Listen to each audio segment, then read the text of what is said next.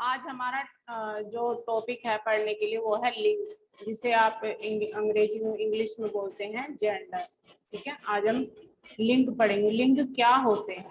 ठीक है,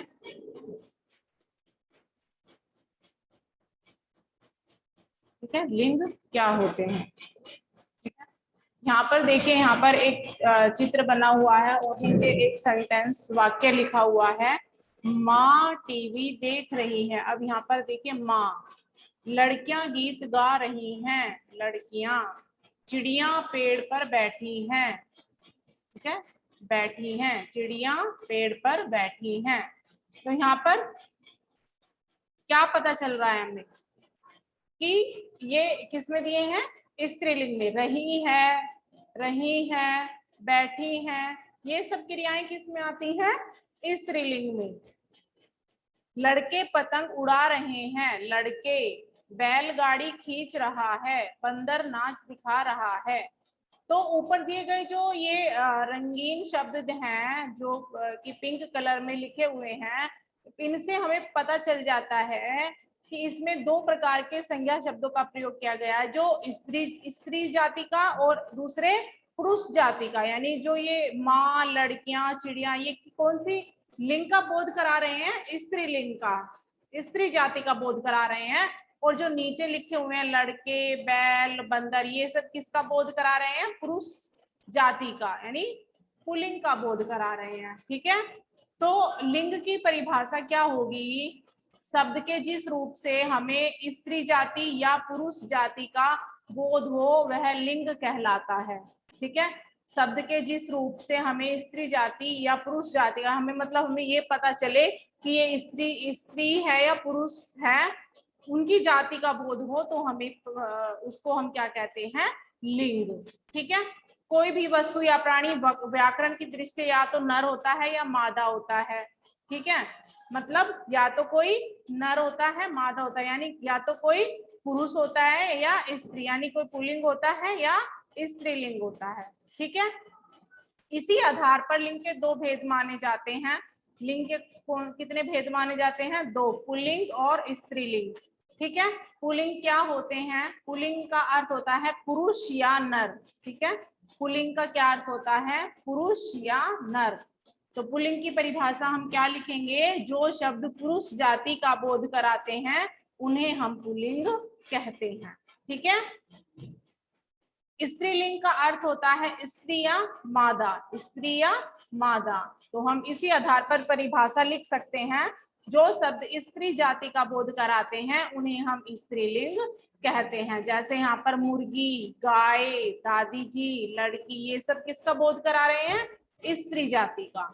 ठीक है, लिंग का प्रभाव, संज्ञा शब्द के लिंग का प्रभाव वाक्य के अन्य शब्दों पर पड़ता है। ठीक है, लिंग बदलने पर क्रिया का रूप बदल जाता है। जैसे कैसे बदल जाता है, जैसे हरा, हरी, है ना, पेड़ हरा है, भिंडी हरी है। ठीक है ना, जिस अगर उसका लिंग बदलेगा तो उसकी क्रिया भी बदल जाती है। जैसे पेड़ हरा है, भिंडी हरी है। जैसे चरता, चरती, बैल घास चरता है, यानी बैल के लिए यहाँ पर क्रिया बदल गई है और गाय के लिए क्रिया बदल गई है। जैसे बैल घास चरता है, गाय घास चरती है, यानी दोनों की क्रियाओं में अंतर हो गया है। ठीक है, अब हम इन लिंग की पहचान कैसे करते हैं, प्रत्येक भाषा की अपनी कुछ विशेषताएं होती हैं। हिंदी भाषा की भी अपनी कुछ विशेषताएं हैं। हिंदी भाषा की एक मुख्य विशेषता संज्ञा शब्दों के लिंग निर्धारण से संबंधित है। यहाँ संज्ञा शब्दों के लिंग निर्धारण संबंधी कुछ नियमों को संक्षेप में बताया जा रहा है। कैसे, कुछ जो नाम पुल्लिंग होते हैं, कुछ नाम हम पुल्लिंग ही होते हैं, जैसे दिनों के नाम, जैसे रविवार, सोमवार, मंगलवार, बुधवार, ये सब किस में आते हैं, पुल्लिंग में आते हैं। महीनों के नाम जैसे जनवरी, फरवरी, मार्च, अप्रैल, मई, जून, ये सब। और पहाड़ों के नाम, पेड़ों के नाम, ग्रहों के नाम, ग्रहों के नाम में पृथ्वी स्त्रीलिंग है, इसको छोड़कर सारे पुल्लिंग में आते हैं। देशों के नाम, राज्यों के नाम, समुद्रों के नाम, ये सब किस में आते हैं, पुल्लिंग में आते हैं। ठीक है। कुछ शब्द हमेशा या तो नर मतलब पुल्लिंग में प्रयोग किए जाते हैं या स्त्रीलिंग में प्रयोग किए जाते हैं।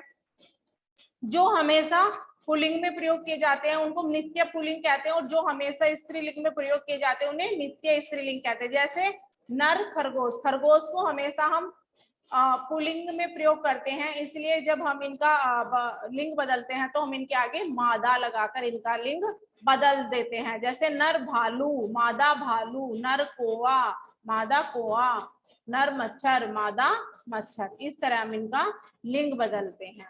ठीक है। पुल्लिंग की पहचान कैसे होती है? जिन शब्दों के पीछे आ होता है, पन होता है, पा होता है, न होता है, अक होता है, वो शब्द पुल्लिंग में आते हैं। जैसे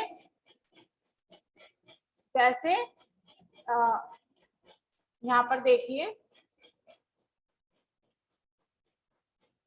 जैसे बुढ़ापा, जैसे हम लिख देंगे पापा, आ, इसमें आ आया है, तो आ यहाँ पर क्या है?